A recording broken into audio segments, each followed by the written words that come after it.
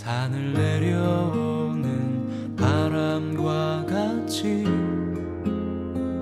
우리에게 불어온 그 하늘의 이야기, 다친 우리 마음 자유케 하던 그 나사렛에서 한 목수의 이야기, 나와 같은 이도 복이 있다던 이전엔 한 번도 듣지 못한 이야기, 우리 이마에 맺혀있는 땀들 진저리 쓰다듬던 예수님의 이야기, 메마른 땅 위에 내리는 비처럼 흐르는 내 땀방울로 부는 바람처럼 나를 향하신 그분의 마음, 널 사랑한다, 참 귀하다. 나의 모든 짐 그 어깨에 지고 갈보리 향해 가던 예수님의 이야기.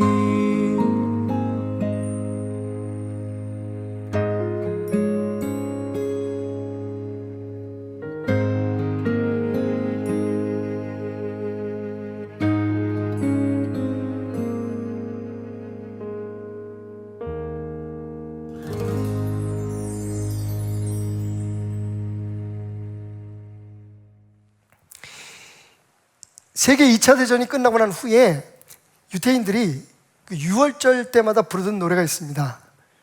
지금도 계속해서 전통적으로 그 노래를 부르면서 춤을 추는데, 그 노래의 그 분위기에 비해서는 굉장히 좀 밝고, 원래 유태인들의 정서가 그렇잖아요. 그러니까 슬픔을 기쁨으로 이렇게 변화시키는 그런 그 능력, 재주들이 있는 분들이신데, 원래 이 노래는 히틀러의 광기가 최고조에 이르렀을 때, 그래서 그가 자행했던 모든 그 악한 일들의 증거를 없애기 위해서 유태인들을 마구 학살할 때, 폴란드에 있는 아우슈비츠에서 거기 수용되어 있는 유태인들이 먼저 부르기 시작했던 노래입니다. 아니 마닌이라고 하는 노래인데요, 아니 마닌이라는 뜻은, 아니라는 뜻은 나는, 마닌 믿는다, 믿습니다, 믿네라고 하는 뜻입니다. 그러니까 나는 믿네라고 하는 그런 노래인데, 이 노래는 굉장히 경쾌한 리듬에 그 유태인들의 그 특이한 그런 리듬에 이런 가사가 반복되죠. 나는 믿네, 나의 메시아가 나를 돕기 위해 반드시 찾아오신다는 것을. 이 가사를 계속해서 반복해서 노래하면서 춤을 추는, 그래서 아우슈비츠의 그 공포스럽고 두려운, 한 치 앞도 내다볼 수 없는 그 매일매일의 그런 고난을 그 노래를 부르면서 그 믿음의 고백으로 이겨냈던 거죠. 그런데 아무리 그렇게 노래를 부르면서 기다려도 매일매일 사랑하는 가족 중에 그 누군가는 또 가스챔버에, 가스실에 끌려가서 죽고 돌아오지 않는 겁니다. 밤새 같이 옆자리에서 잠을 잤던 사람이 끌려가서 많은 사람들이 보는 앞에서, 자기가 보는 앞에서 총살을 당하는 모습을 보면서 유태인들이 그렇게 희망적인 가사로만 노래를 부를 수는 없었죠. 그래서 그 다음 구절을 만들어내는데 그 구절이 조금 슬픕니다. 그런데 나의 구세주는 종종 늦게 오시기도 한다네. 늦게 오시기도 한다네. 지금도 유태인들은 6월절이 되면 그 노래를 부르면서 그들이 겪었던 고난, 그리고 그 고난 속에서 그들을 구해내신 하나님을 찬양하는 노래를 부르곤 한답니다. 나의 구세주는 종종 늦기도 하셔. 어쩌면 이게 오늘 많은 성도들의 고백일 수도 있지 않을까라는 생각을 해봤습니다. 저도 그런 때가 있었으니까요. 기도에도 응답이 없는 것 같고, 분명히 하나님의 약속이라고 믿고 열심히 살아가고 있는데 주님의 손길은 느껴지지 않을 때 답답하고 초조함이 밀려오는데, 나의 하나님은 어디 계실까? 나의 구세주는 지금 뭘 하고 계실까? 여러분, 혹시 우리 예수님이 늑장꾸러기라는 사실을 아십니까? 지금 우리가 함께 나누고 있는 이 설교 시리즈의 주제가 우리가 몰랐던 예수님이죠. 우리가 몰랐던 예수님의 성품 중에 늦장 부리심이 있다는 걸 혹시 여러분들은 알고 계시는지요? 오늘 말씀을 보면 정말 제자들이 그렇게 고백하고 싶었을 거예요. 도대체 우리가 이렇게 고통을 받는데 우리를 먼저 가라고 하신 그 주님은 어디서 지금 뭘 하고 계실까? 우리가 이렇게 힘들게 죽음과 맞서 싸우고 있는데 왜 그분은 우리에게 오지 않으시는 걸까? 나의 구세주는 종종 늦기도 하신다네. 여러분, 우리 예수님이 얼마나 늦장을 부리시는지 오늘 말씀에서 한번 찾아보겠습니다.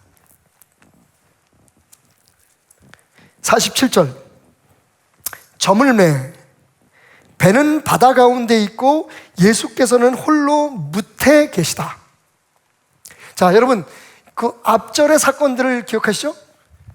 바로 이 일이 있기 전에 우리가 잘 아는 오병이어의 기적이 있었습니다. 그래서 오병이어의 기적, 물고기 2마리와 보리떡 5개로 한 2만여 명의 사람들을, 어린아이부터 노인들까지 장정만 5,000명을 먹이시고 남긴 그 사건이 있고 난 후에 여기저기서 사람들이 예수님을 자신들의 지도자로, 왕으로 삼으려고 하는 시도를 합니다.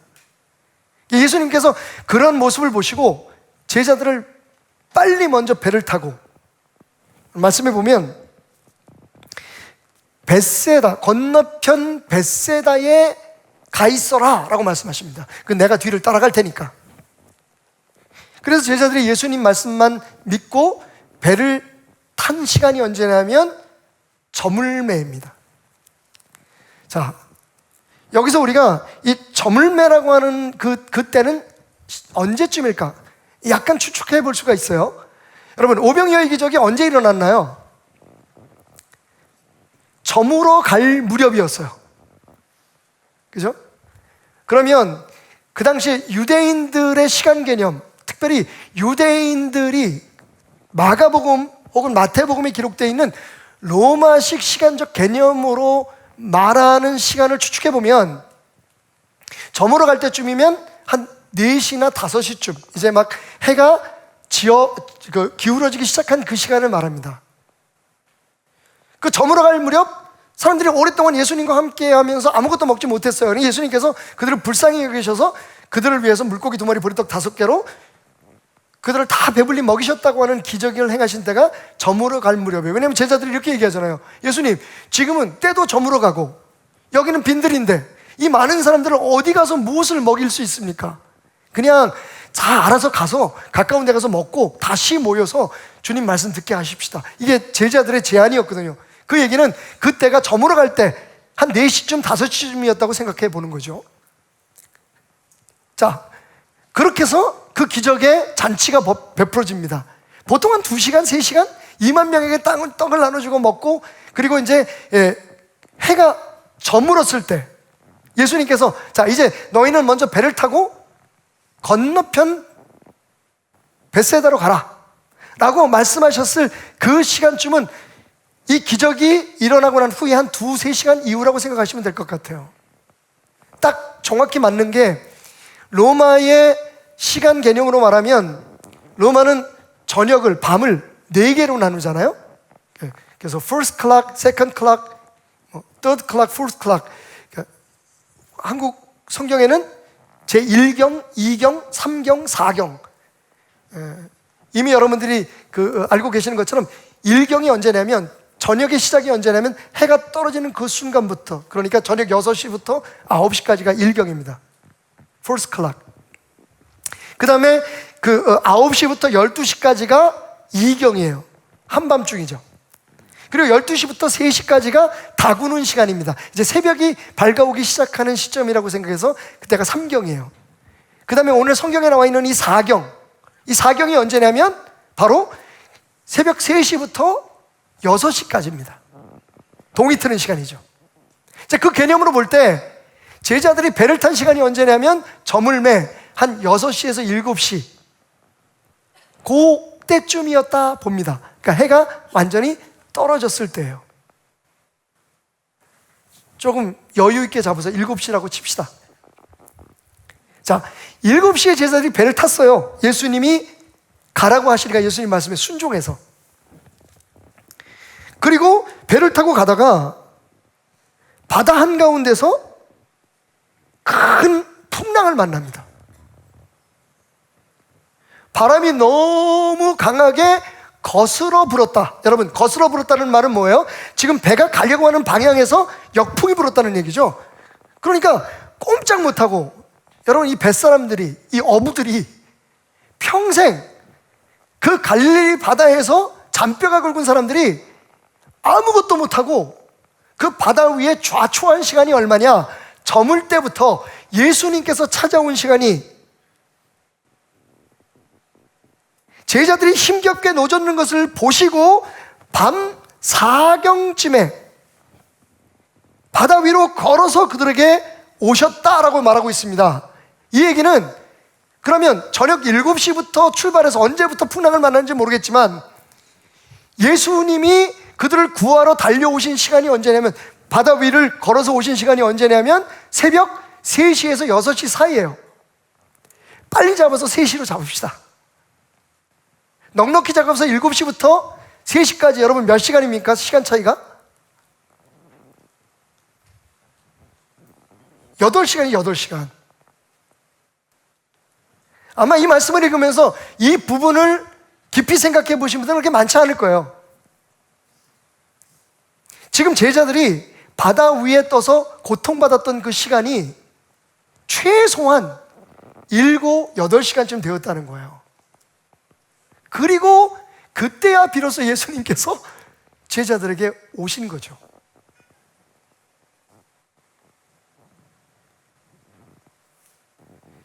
예수님이 가라고 하셨어요.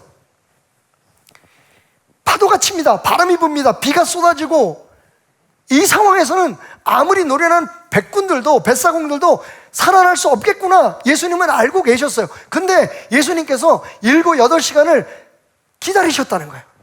늦장을 부리셨어요. 얼마나 야속했을까요, 여러분? 처음에 예수님께서 오셔서 바다를 잔잔하게 하고 그들을 구했을 때 그들은요 놀랬습니다. 그때는 너무 감사하고 고마웠을 거예요. 근데 곧 아마 이런 생각이 들지 않았을까요? 아니, 기왕 살려줄 거면 좀 일찍 오시지.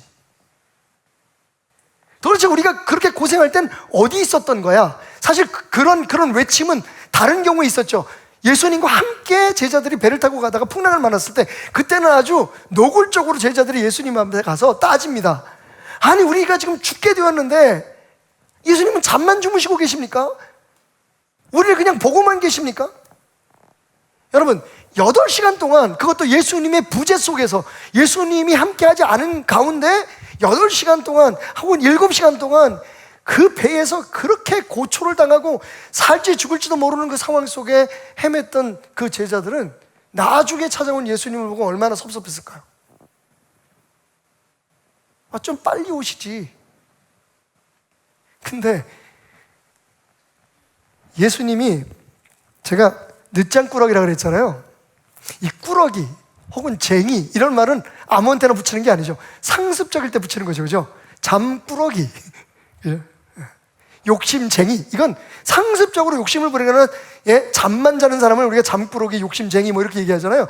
제가 늦잠꾸러기라고 하는, 사실은 한글 사전에는 있지도 않은 단어를 사용한 이유는 예수님께서 상습적으로, 예수님께서 의도적으로 늦을 때가 되게 많았다고요.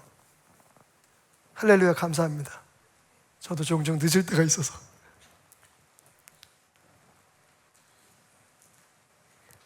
성경에 있습니다.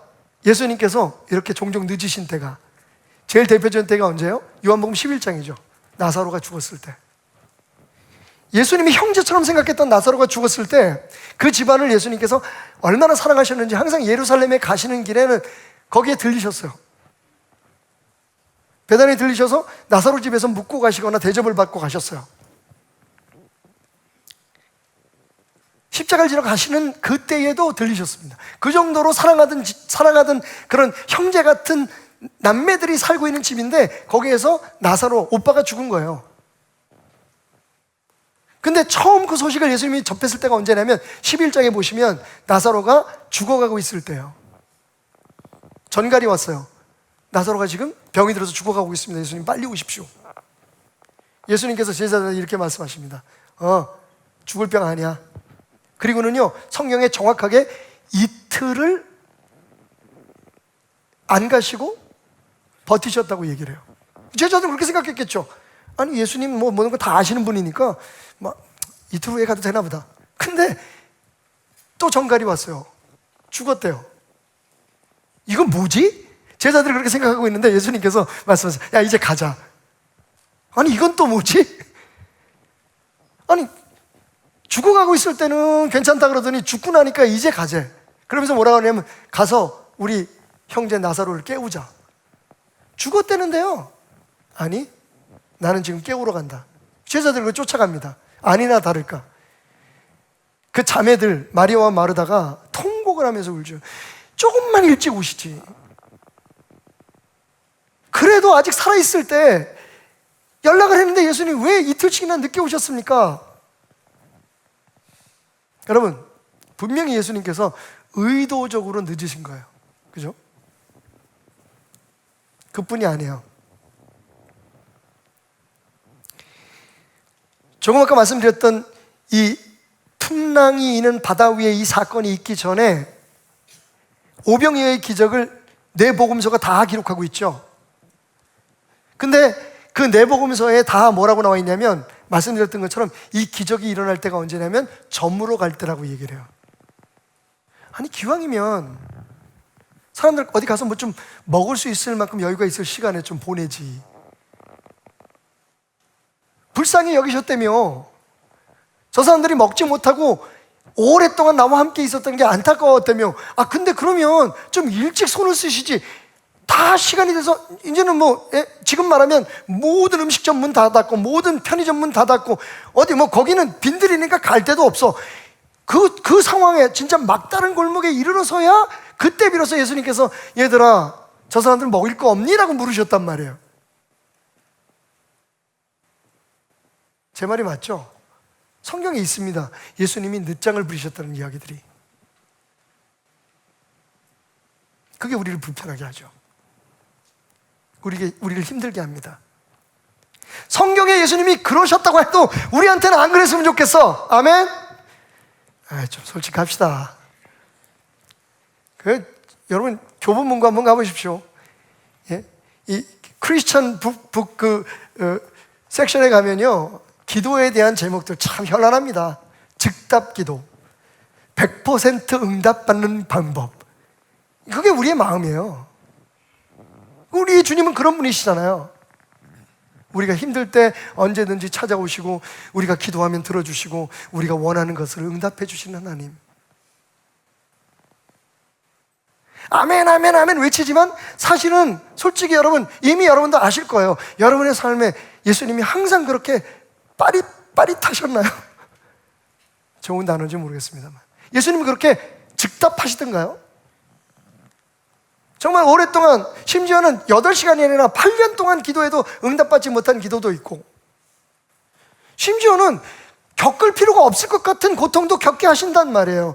지난주에 우리 장로님 중에 한 분이 전화를 주셨는데 그 장로님은 몇 년 전에 위암 때문에 위를 약간 절제하신 분이십니다. 너무 반가운 목소리로 전화를 하셨어요. 목사님, 의사 선생님이 그러는데요, 너무 치료가 잘 되고 전이도 안 되고 지금 회복되고 있답니다. 근데 아직 이르죠. 왜냐하면 최소한 5년 동안 재발이 되지 않고 전이가 안 돼야 보통 암은 완치 판정을 내리잖아요. 그것도 완치 판정일 뿐이지 사실은 모르잖아요. 그죠? 암 걸려본 사람은 알아. 그죠? 제가 웃으면서 얘기하지만 여러분 얼마나 그게 두렵고 무서운 시간이겠어요. 여기 지금 우리 교회에 암을 이겨내신 분들이 너무 많아요. 하나님의 은혜로 대장도 절단하고 심지어는 위 전체를 절단하고도 지금 정말 건강하게 오늘도 예배 함께 하시는 분들이 여러분 계시고 지금도 치료받는 분들 계시고 정말 감사하고 그분들을 볼 때마다 제가 막 힘이 나요. 야, 이래서 목회하는가 보다. 함께 그 어려움을 이겨내가고 주님의 역사하신 은혜를 기대할 수 있다는 그 시간. 근데 여러분 그 시간이 본인들에게는 얼마나 힘들겠어요. 그리고 제가 그 전화를 받고 나서 너무 감사했는데 전화 끊고 이런 생각했어요. 아니 어차피 고쳐주실 걸 왜 아프게 하시지? 그리고 왜 5년씩이나 꼭 기다려야 되는 거야? 그 예전에 우리 막 성령운동 일어나고 막 그러셨을 때 그랬잖아요. 손을 얹으면 그냥 암이 쏟아지고 그냥 그 자리에서 벌떡벌떡 일어나고. 야, 근데 사실 현실은 안 그래요. 예수님의 응답이 그렇게 즉시 오지도 않을 뿐더러 심지어는 너무 힘들고 지칠 때는 예수님 우리 곁에 있다는 것 사실조차도 신경 쓸 틈이 없을 때가 있어요. 여러분 무려 7, 8시간입니다. 왜 예수님은 어차피 구해주실 그 제자들을 그 바다에 고생하게 하셨을까요? 잠깐 그때 상황을 조금 더 깊이 알기 위해서 갈릴리로 함께 가보겠습니다. 갈릴리 바다요. 지금 갈릴리 바다만 이렇게 덩그러니 잘라서 보여드렸지만 사실 여러분 아시다시피 이 위에 요단강이 이렇게 흐르고 아래로 흐르고 여기 이제 사해가 있습니다. 이쪽이 서쪽 지중해고 이쪽에는 그 넓은 땅이 있습니다. 이쪽에 메소포타미아가 있고요. 사실 이 갈릴리 바다는 아니죠. 민물입니다. 근데 왜 유대인들이 이 갈릴리를 바다라고 부르냐면 유대인들에게는 약간 그 워터 컴플렉스가 있어요. 물에 대한 컴플렉스가 있어요. 원체 물이 없다가 보니까 물론 서해 쪽으로 가면 서쪽으로 가면 큰 지중해가 있지만 여러분 우리도 그렇잖아요. 대한민국에 살면서 바닷가 한 번도 가보지 못한 분들 많고 기차 못 탄 분들도 많았어서 옛날엔. 지금이야 뭐 텔레비로도 보고 다 보지만 저게 바다인가 보다 뭐 앉아서 해외여행도 가지만 옛날에 유대인들 같은 경우에는요 태어나서 바다 구경하는 게 정말 쉽지 않은 일이었을지도 몰라요. 물 구하기가 얼마나 어려웠겠어요. 물 구경하기가. 그런 그들에게 팔레스타인 가나안에서 제일 큰 호수인 갈릴리는 가히 바다라고 부르기에 부족함이 없을 만큼 큰 물이었던 거죠. 약간 호들갑을 떤다 그럴까요? 우와 이거 바다다. 유대인들 그래서 갈릴리를 바다라고 부르기 시작했고 우리도 그냥 덩달아 갈릴리 바다라고 부르게 되었죠.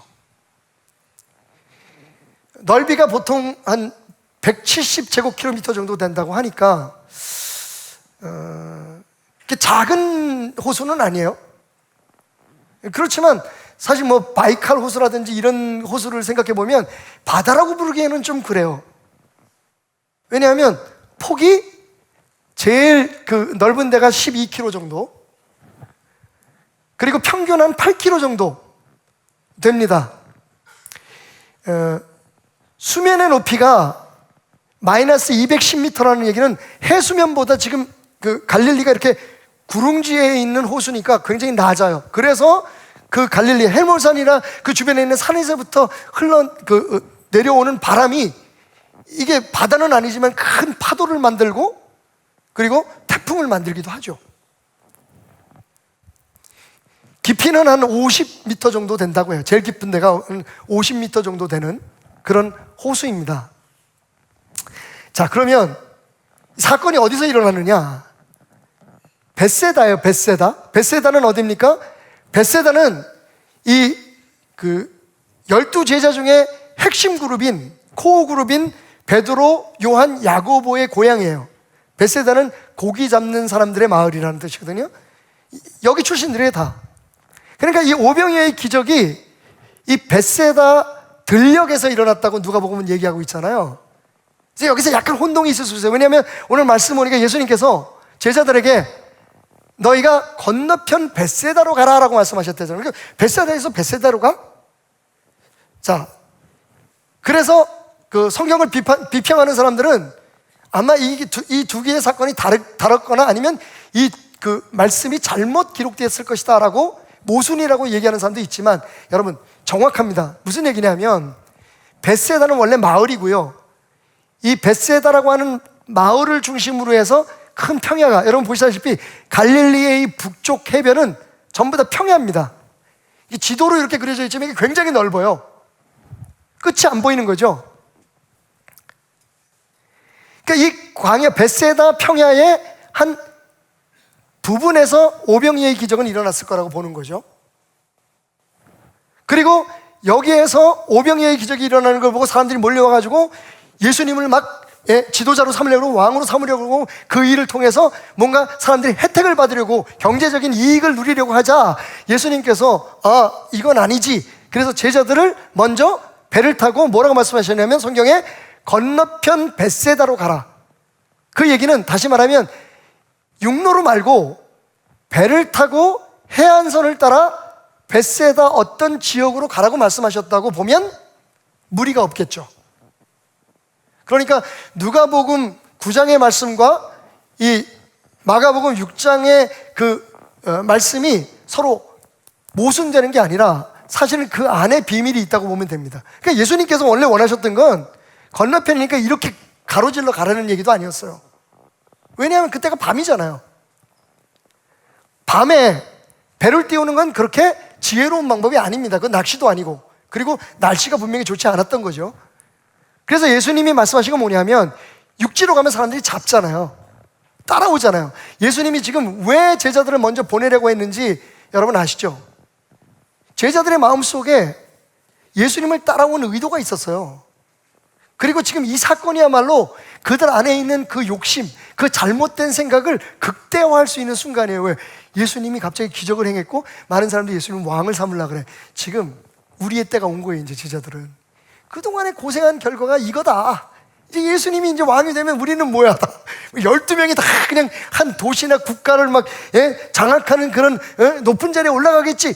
사실 예수님은 예수님의 기적을 통해서 사람들이 그런 혜택을, 그런 베네핏을 기대하는 것을 원치 않으셨던 거죠.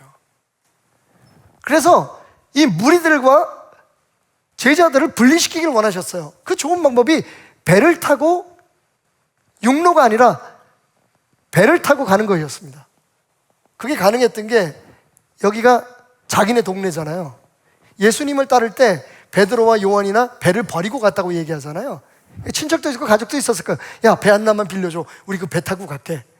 이러고 이제 배를 타고 이 해안선을 따라서 이렇게 가고 있었을 것입니다. 근데 이게 문제가 생긴 거죠. 파도가 치면서 태풍이 불고 비가 쏟아지는데 여러분, 어부인 그들도 뱃사람이었던 그들도 이 파도를 이겨낼 수가 없었던 겁니다. 이 풍랑을 이겨낼 수가 없었던 거죠. 그래서 여기 어디쯤, 아니 믿음으로 확 찍어버려. 그냥 여기에 지금 여러분들 저한테 그 지역을 GPS로 얘기를 하면 저 말을 못해요. 여기쯤 아마 떠서 어디로 가야 될지 모르고 분명히 바람이 불어오는 것을 거스러 가야만 그들이 원하는 목적지로 갈 수 있다는 그 마음 하나만 가지고 지금 힘겹게 사투를 벌리고 있었던 거죠. 그게 얼마라고요? 시간이 7시간, 8시간이었다는 거예요. 그리고 예수님은 이 근처 어디에 있는 갈릴리 바다가 보이는 산 위에서 홀로 기도하고 계셨다는 거죠. 여러분, 갈릴리에 부는 바람이 산 위에는 안 불었을까요? 진리예요. 산 위에서 부는 바람 시원함. 2절이 뭐예요? 강가에서 부는 바람. 강에서 부는 바람은 산에서도 불어요. 그러니까 그날 갈릴리에만 막 폭풍이 쳤던 게 아니고 사실은 산 위에서 기도하는 예수님에게도 그 강한 바람은 영향을 미쳤을 것이라고 보는 거죠. 근데 예수님이 8시간을 버티셨어요.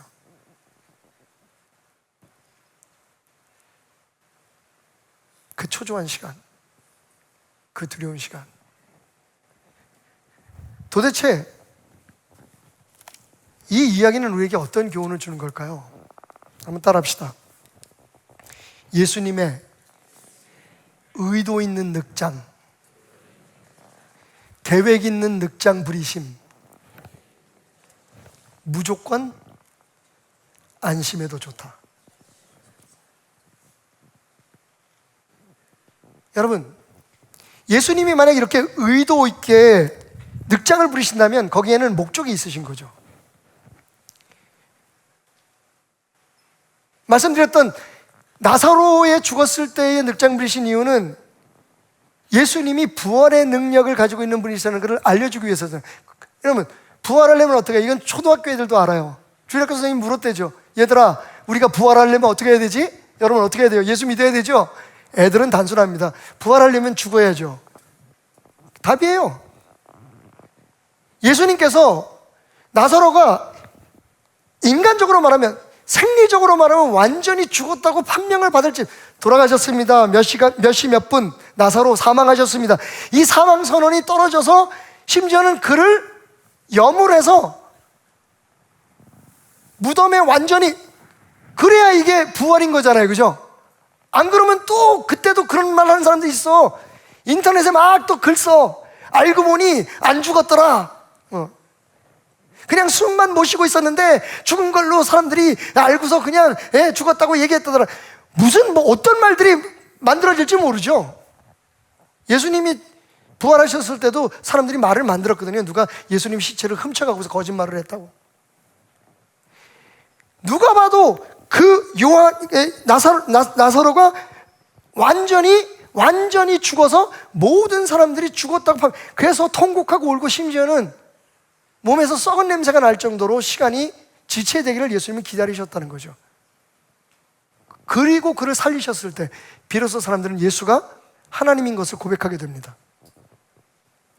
여기도 목적이 있었던 거예요. 제자들에게 이렇게 늦게 오신 목적이 있었던 겁니다.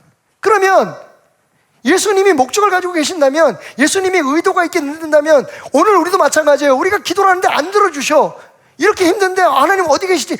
좀 빨리 이루어졌으면 좋겠는데 그게 잘 성사가 안 돼. 여러분, 만약에 여러분들이 예수님을 신뢰하고 확실히 믿는다면 안심하셔도 좋다는 거예요.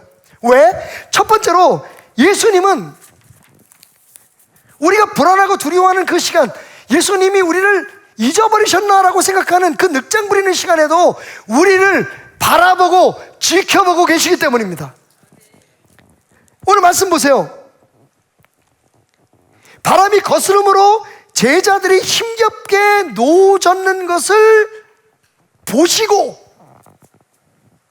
여러분, 예수님께서 제자들이 고통받는 것을 보셨어요. 그런데 그냥 고통받는 게 아니라 어떻게 고통받았다고요? 힘겹게 고통받는 것을 보셨다. 이건 그냥 눈으로만 봤다는 게 아니에요. 예수님의 고통, 그 제자들의 고통을 예수님께서 친히 느끼시면서 주목하셨다는 얘기예요. 맞습니다, 여러분. 보통 헬라어에서, 그릭에서 이 보다라는 말은 브레포라고 하는 말을 써요. 동사를. 그냥 말 그대로 보는 겁니다. I am seeing you. I see you. 내가 너를 보고 있다. 보다. 시각적인 봄. 근데 오늘 여기서 예수님께서 힘겹게 노젓는 것을 보시고라고 하는 이 보다라고 하는 말은 이곤이라는 말이에요. 이곤이라는 이 단어는요, 그냥 보는 게 아니라 주목해서 깊이 들여다보고 연구하는 것을 뜻해요. 여러분, 예수님과 제자들의 거리가 어느 정도 됐을까요? 그냥 무식하게 이 지도에서 한번 추측해 볼까요? 예수님이 여기쯤 어디에 있는 산에, 여기 뭐 느보산도 있었는데 어쨌든 이 근처에 어디 산처럼 느껴지는 높은 곳에서, 삼각산 꼭대기에서 기도를 하셨다고 치십시다. 그리고 제자들은 여기 바다 한가운데 있습니다. 여러분, 못해도 최소한 한 4km? 산에서부터 이렇게 직선거리로 내려다보면 거의 한 4, 5km 정도의 거리가 있었을 것이고, 그때가 언제라고요? 밤입니다. 여러분, 요즘 생각하시면 안 돼요. 요즘은 산에 올라가서 보면 환하잖아요. 여기는 빈 들입니다, 말 그대로. 불빛 하나 없어요. 달빛과 별빛 하나만 있어도 그래도 뭔가 바다 위에서 움직이는 게 보일 텐데, 여러분, 이 배가 집어든 킨 것도 아니거든요, 지금.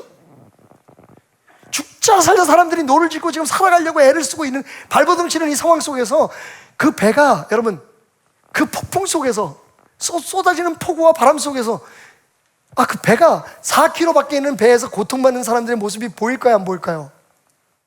논리적으로 말씀해 보세요. 여기서 제가 아까 말씀드렸죠. 성도님들 오는 모습이 너무 행복하고 좋아서 내가 너무 기뻐가지고 밖에서 보고 있었다고.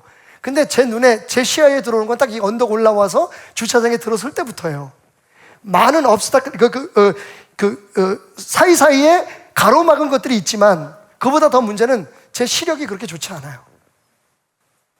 여기서 제가, 여러분, 정릉 입구에 초입에서 들어오는 여러분들의 모습을 볼 수 있을까요, 없을까요?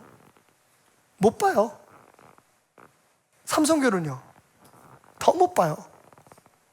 예수님께서 4km 밖에 있는 그 사람들을 보셨다는 거예요. 이게 그냥 본 거겠어요?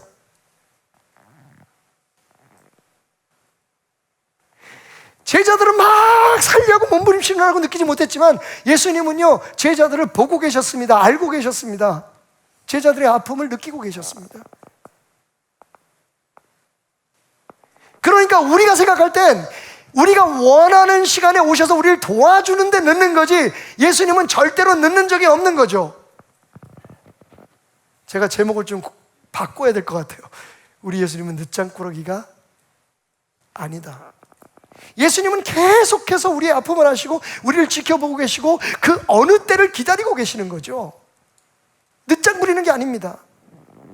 예수님은 지금도 여러분을 보고 계십니다.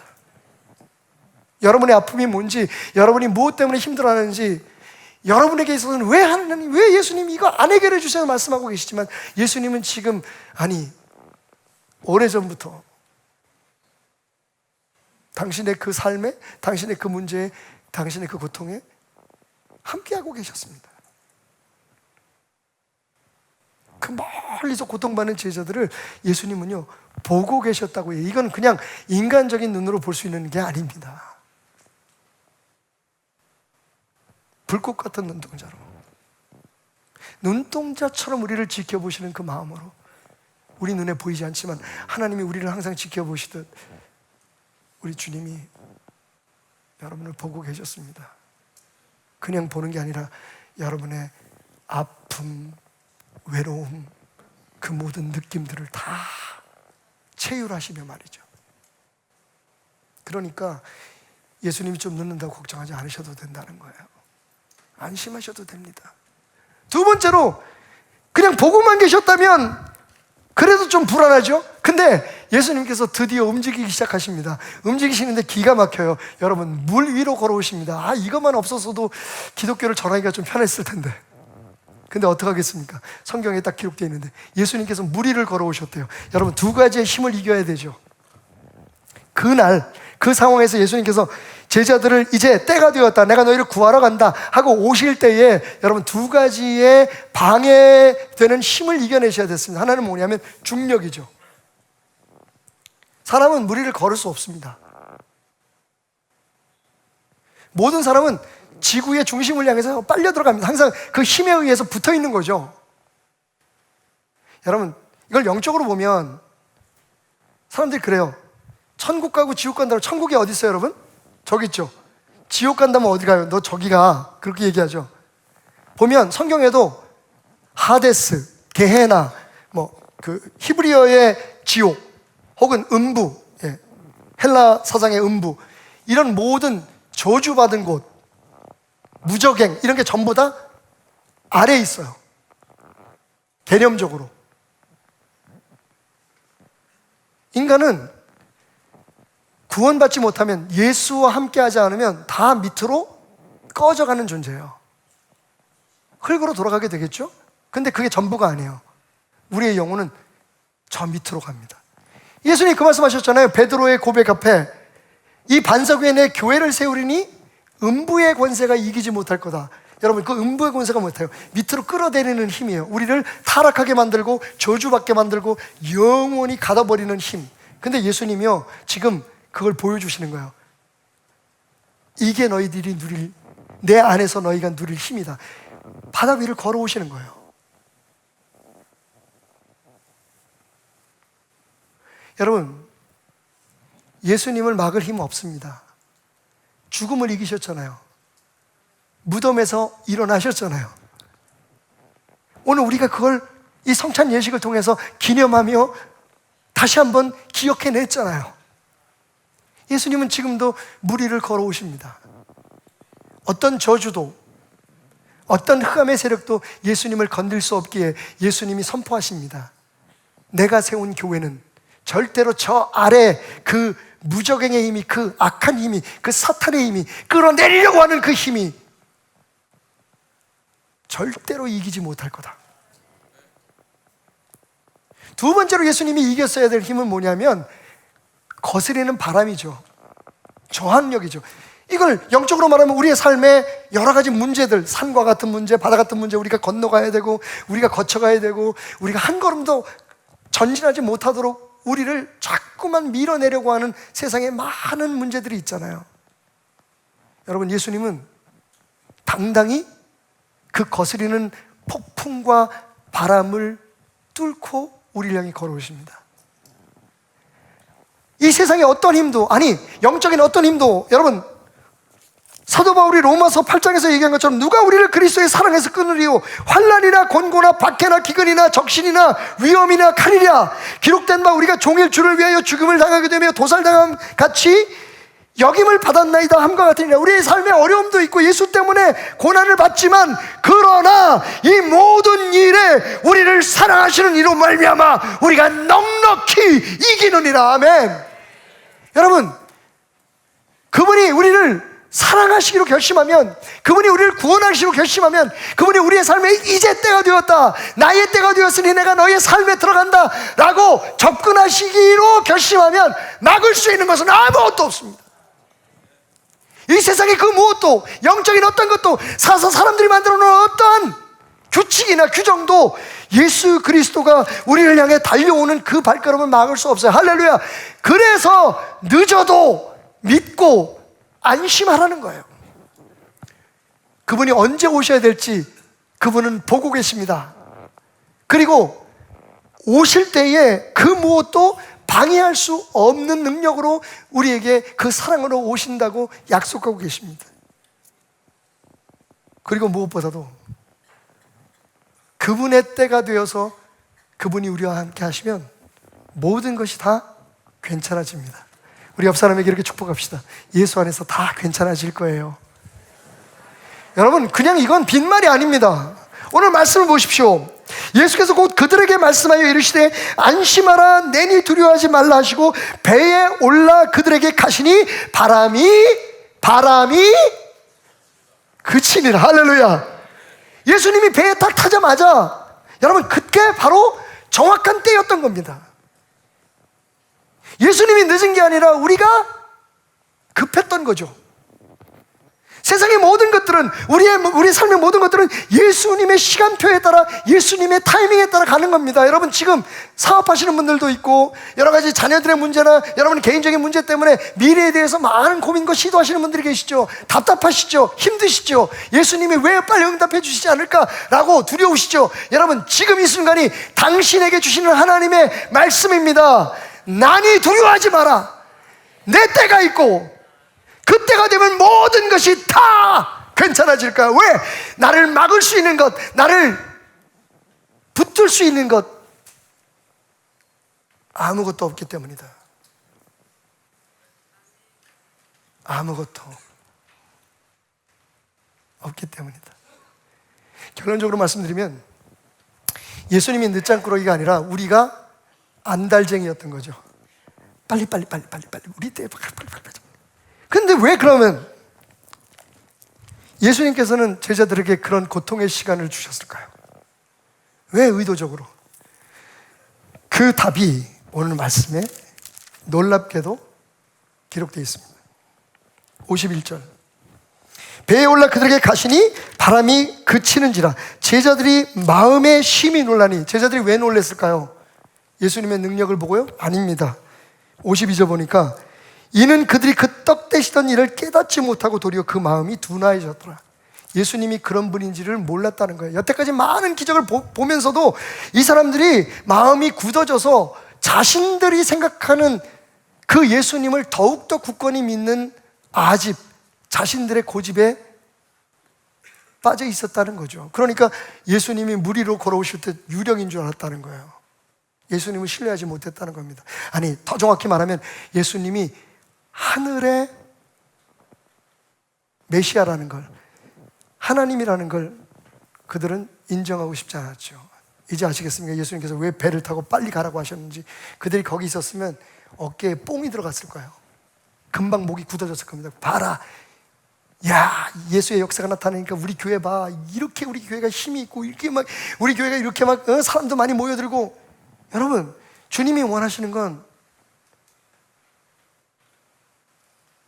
기적이 일어나거든, 역사가 일어나든 그것을 통해 정말 예수가 누구인지, 하나님의 나라가 무엇인지가 선포되기를 원하셨던 거죠. 점점 우리의 마음은 굳어지고 있습니다. 어쩌면 그래서 주님은 우리에게 기다려. 너희들 원하는 대로, 너희 마음대로 되면 너희는 나를 오해하게 될 거야. 너희들 굳은 마음으로, 너희들의 욕심과 너희들의 고정관념으로 너희는 나를 함부로 부려먹게 되겠지.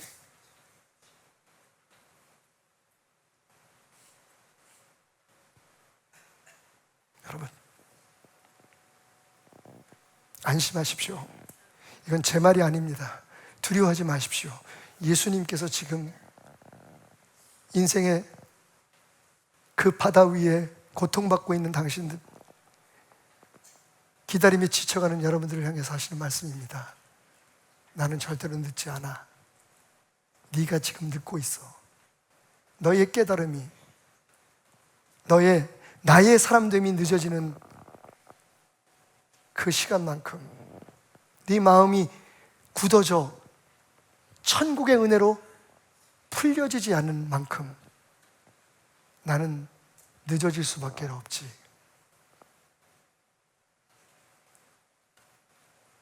예수님의 늦어짐조차도 우리를 향한 사랑임을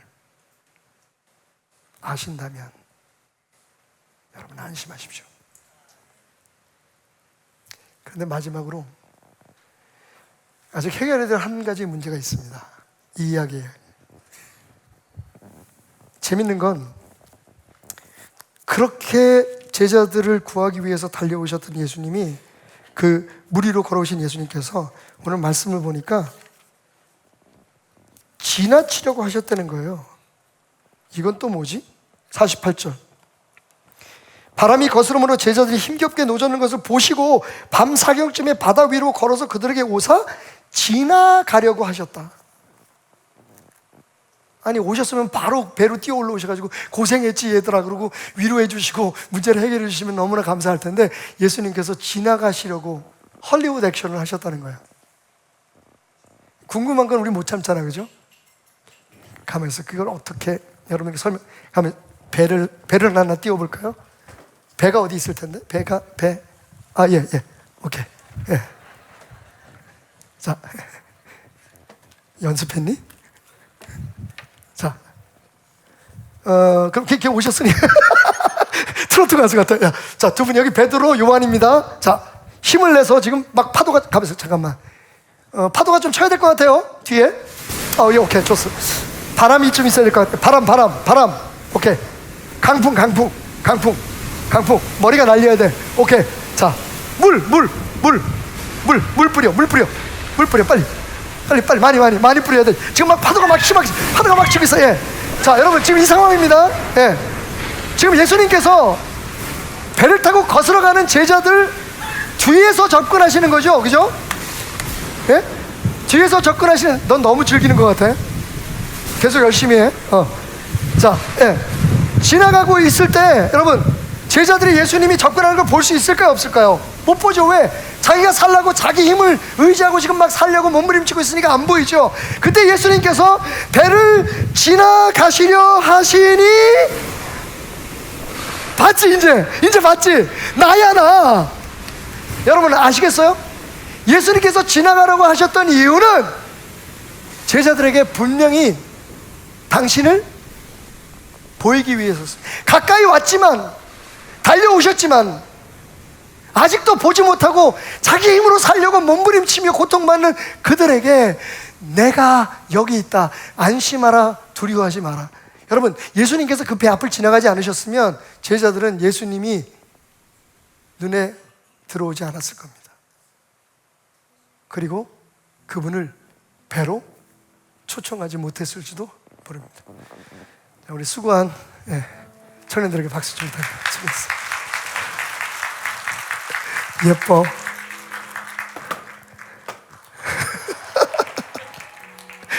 안 가르쳐도 저렇게 잘해요. 여러분, 저는 이 말씀을 보면서 It takes my breath away. 제 숨이 끊기는 것 같았어요. 와우. 그분이 늦어지고 있다. 그분이 보이지 않는다고 느꼈던 건 어쩌면 내가 그분에게 나의 시선을 드리지 못했기 때문은 아닐까. 이쯤 하면 이렇게 돌아보시던데 혹시 예수님이 계신가요? 여러분, 예수님 약속하셨어요. 세상 끝날까지 난 너희를 안 떠나. 내가 몰라서, 내가 관심이 없고 너희를 사랑하지 않아서 이렇게 기다리는 것 아니란다. 안심하라. 내가 보고 있다. 너희의 아픔을 알고 있다. 너희의 굳어진 마음이, 나를 향한 너희의 그 단단한 마음이, 그 고집이 무너지고 나를 이용해서 나 때문에 세상에서 잘 되기를 원하는 그 사악한 마음들이 사라져버리고 진정 나를 너희의 삶의 주인으로 받아들이는 순간 나는 너희와 함께 평안한 여행을 할 거야. 여러분, 오늘 말씀의 끝부분은 더 재밌습니다. 예수님은 제자들에게 벳세다로 가라고 하셨는데 오늘 말씀해 보니까 결국 이 제자들이 예수님을 태우고 간 곳이 어디냐면 게네사렛입니다. 그리고 거기에서 엄청난 역사들이, 죽어가는 사람들을 살리고 병자들을 고치는 일들이 일어나죠. 어디가 중요하지 않습니다. 언제가 중요하지 않습니다. 심지어는 주님이 여러분과 함께하는 것도 중요하지 않을 수 있습니다. 만약 당신이 그 주님이 당신과 함께함을 느끼지 못한다면 말이죠. 예수님은 늦장꾸러기가 아니었습니다. 예수님은 사랑쟁이, 우리는 안달꾸러기, 욕심꾸러기였던 거죠. 내니 안심하라. 내가 너희와 함께 있단다. 안개 속에서 주님을 보내 아무도 없을 것 같던 그곳에서 손 내미셔서 나를 붙드네. 길 잃고 쓰러져 가던 그곳에서 한 번 더 고백합시다. 안개 속에서 주님을 오네. 아무도 없을 것 같던 그곳에서 손 내미셔서 지금 이 시간 여러분에게 손을 내미시는 주님을 맞이하십시오. 지치고 힘겨워 쓰러진 당신에게 주님 말씀하십니다. 내 손 잡으렴. 내가 곧 길이요 진리요 생명이니. 그냥 이 귀한 진리를 선언으로만 외치로만 남겨두지 말고 지식으로만 남겨두지 말고 그 길로 와라. 그 진리로 살아라. 그 생명으로 일어나라. 예수의 길. 우리 모두 자리에서 일어나서 그 길을 함께 가십시다. 주님과 함께 가는 그 길, 주님이 앞서가시는 그 길, 주님이 우리를 지나치는, 우리에게 당신을 드러내는 그곳. 아멘.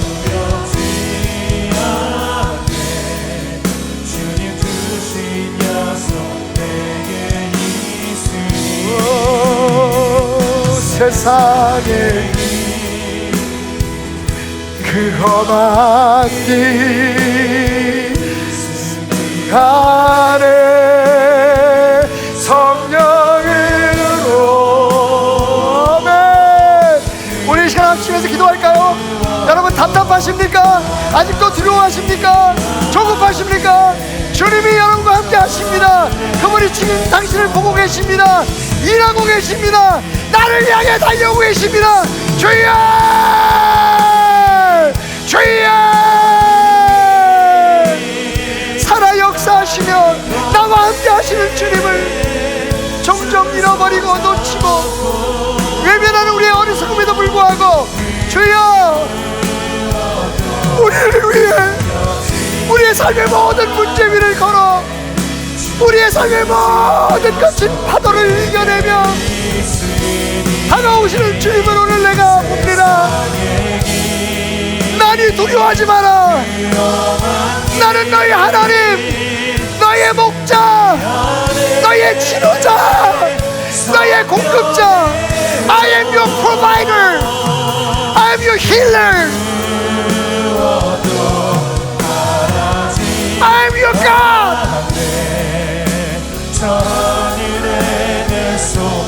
I am your Father. 말씀하시며 오늘 나의 삶이라는 배에 올라타신 주님을 맞이합니다. 할렐루야. 주님 감사합니다. 우리 한 번 더 기도할까요? 뜨겁게 기도했으면 좋겠습니다. 하나님 기다리겠습니다. 예수님 기다리겠습니다. 참아내겠습니다. 주님이 나와 함께 하심을 믿고 신뢰하며 내가 믿음으로 이 길을 갑니다. 주여! 주여! 하나님 하나님 하나님 하나님 이 괴로운 싸움을 싸우고 있으면 하십시오. 그 무엇도 우리를 끌어당기지 못하고 그 무엇도 우리를 가로막을 수 없다고 말씀하시며 우리와 함께 하심을 약속하신 주님을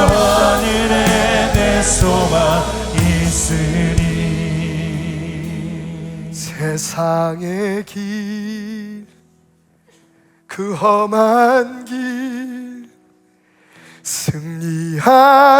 승리하네 성령으로. 그 무엇도 바라지 않네.